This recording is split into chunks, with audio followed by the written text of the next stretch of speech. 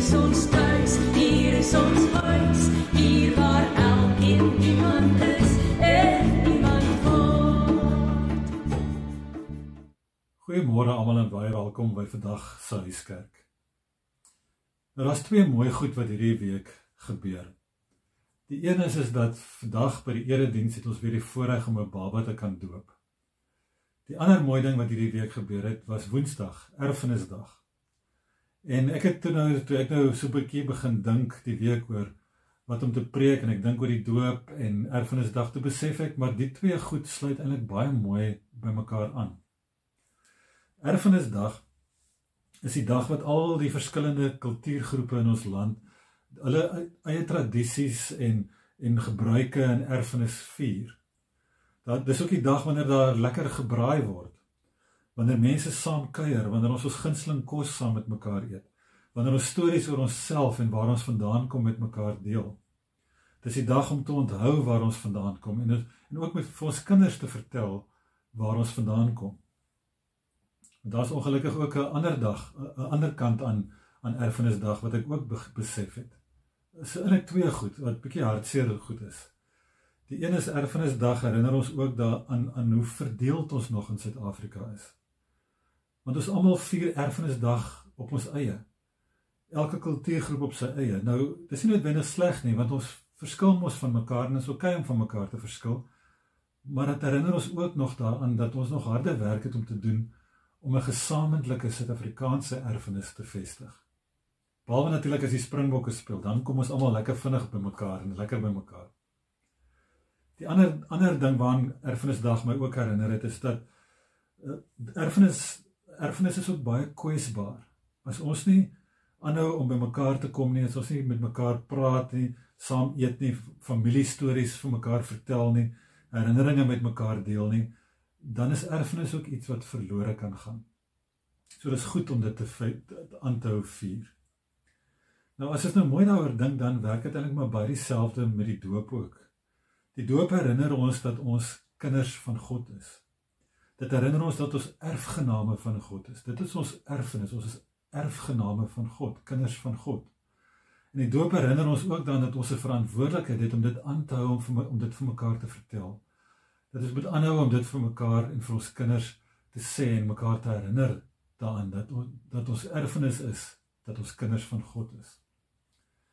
Nou met dit in gedagte wil ek 3 kort teksgedeeltes net met julle deel. En ek gaan die 3 gedeeltes net lees en dan gaan ek so oor elkeen net so ietsie kort sê. Die eerste teks is Psalm 78 vers 1 tot 7. Nou hierdie psalm is 'n lerende psalm. Dit wil mense, spesifiek kinders, leer oor geloof en oor wat dit beteken om jou vertroue in God te stel. So dit herinner hulle aan dit wat God vir hulle in die verlede gedoen het, dat God getrou was deur al die oppe en affe wat hulle beleef het, en dat God aangehou het om betroubaar te wees, selfs al was hulle ongehoorsaam aan God. En dan herinner die psalm ook die mense daaraan dat hulle hierdie stories uit die geskiedenis aan hulle kinders moet oordra, sodat die kinders nie dieselfde foute maak as hulle voorouers nie, en sodat die kinders sal aanhou om vir God te vertrou en vashou aan God. So kom ek lees gou hierdie paar verse. Luister na my onderrig, spits julle ore vir die woorde uit my mond. Ek gaan my mond oopmaak vir 'n spreek. Ek gaan raaisels uit die verlede na vore haal. Wat ons gehoor het en weet, dat ons voorouers aan ons vertel het, mag ons nie vir ons kinders wegsteek nie. Aan die volgende geslag sal ons die roemryke dade van die Here vertel, van sy mag en die wonders wat hy gedoen het. Hy het 'n bepaling neergelê, 'n wet vasgestel. Wat hy ons voorouers beveel het, moet aan hulle kinders bekend gemaak word, sodat die volgende geslag dit sal weet. Die kinders wat nog gebore word, sal opstaan en dit aan hulle kinders vertel, en sodat hulle weer hulle vertroue in God kan stel, God se dade nie vergeet nie, en kan hou by sy bevele. So die psalm herinner ons dat as 'n geloofsgemeenskap, as 'n gemeente, het ons 'n verantwoordelikheid om die stories van ons geloof met mekaar en veral ook met ons kinders en met ander mense te deel. En dis nie net die goeie stories wat ons met mekaar moet deel nie, Ons moet ook daai stories deel met mekaar as waar ons sukkel met ons geloof en waar ons sukkel om ons geloof uit te leef. Want dit is 'n manier hoe ons mekaar help en hoe ons leer by mekaar. En dan herinner die Psalm ons ook dat as ouers het ons 'n verantwoordelikheid om dit met ons kinders te deel. Ons geloof en ons geloofstories met ons kinders te deel. Dit is immers een van die beloftes wat ons afgelê het by ons kinders se doop. Ons het voor God en voor die gemeente beloof dat ons geloof met ons kinders sal deel. En ek dink ons moet dit baie ernstig opneem, soos die Psalm ook ons aanmoedig om te doen. En geloof is nie net iets wat in boeke neergeskryf is en waarvan jy lees nie. Geloof is iets wat ons leer by ander mense. Dit moet geleef word, dit moet gewys word, dit moet oorvertel word. So die tweede teksgedeelte wat ek wil lees is Handelinge 2 vers 39, net die een vers. En dit is deel van Petrus se toespraak na die uitstorting van die Heilige Gees. En hy vertel dan vir die mense van Jesus se dood en opstanding en wat dit vir hulle beteken. En hy vertel vir hulle van die uitstorting van die Heilige Gees en alles wat dit vir hulle beteken. En dan sê hy die volgende sin. Want die belofte, dis nou die belofte van die Gees, is bedoel vir julle en ook vir julle kinders en vir almal daar ver, almal wat die Here ons God na hom toe roep. Nou, net so is die belofte van die Gees ook vandag nog vir ons en vir ons kinders en vir alle mense. En ons het 'n verantwoordelikheid om mekaar aanhoudend hieraan te herinner. En dan die derde teks wat ek wil lees is Galasiërs 3 vers 26 tot 29.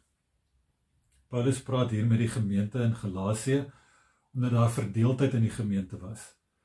Hulle was verdeeld want daar was teologiese verskille, maar daar was ook 'n gesukkel om te cope met diversiteit.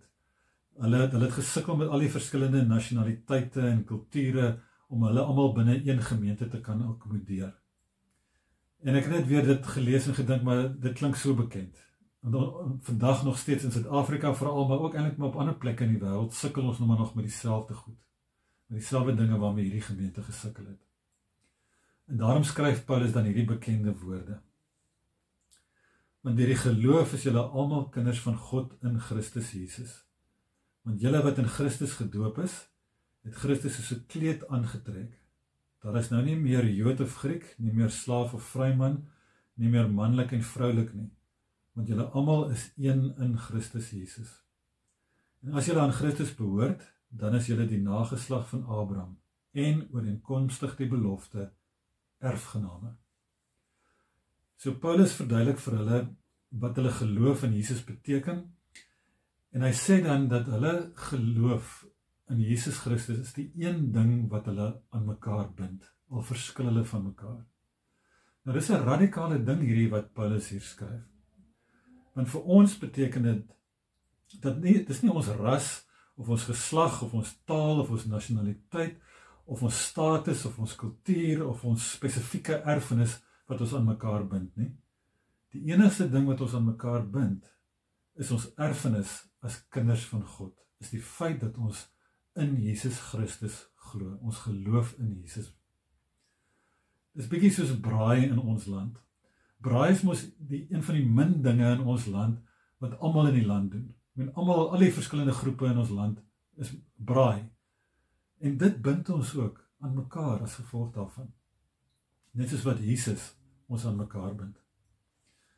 Maar dit beteken nou nie dat daar ewe skielik nou nie meer enige verskille tussen ons gaan wees nie. Natuurlik nie. Erfenisdag herinner ons ook daaraan dat ons van mekaar verskil en dat dit oukei is om van mekaar te verskil. Maar ons mag nie toelaat, sê Paulus, dat die verskille ons uit mekaar uitjaag nie. Want ons word saamgebind deur ons geloof in Christus. Dis ons ware erfenis, waarin ons mekaar en ons kinders voortdurend moet herinner. So as ek dit alles kan net saamvat en by mekaar trek, die afgelope week is daar mos nou baie gebraai. En dis lekker om te braai, maar om lekker te braai het jy 'n ordentlike vuur nodig. Ordentlike vuur het aandag nodig. Jy kan mos nie net die vuur aansteek en dit los nie. 'n Vuur moet dopgehou word en Dan moet nog hout opgegooi word, sodat jy lekker om die vuur kan kuier, en sodat jy goeie kole het om mee te braai. Nou met geloof werk dit ook maar so. By ons doop is dit God wat die vlammetjie van geloof in ons aansteek. Maar is ons, as ouers en oupas en oumas en medegelowiges se verantwoordelikheid om te help dat daai geloofsvlammetjie versorg word en aangemoedig word en aan die gang gehou word. So ons het mekaar nodig in ons geloofslewe. En dis hoekom God ons ook vir mekaar gegee het. So hierdie week vier ons nie net ons Suid-Afrikaanse erfenis met al die wonderlike verskille tussen ons nie. Ons vier ook ons Christelike erfenis. Die storie van God se genade en liefde wat groter is as al die verskille tussen ons.